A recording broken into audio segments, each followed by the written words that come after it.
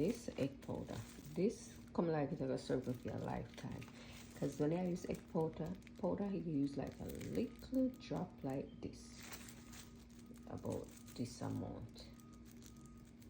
About this amount in some water, and then you pour it to your chicken.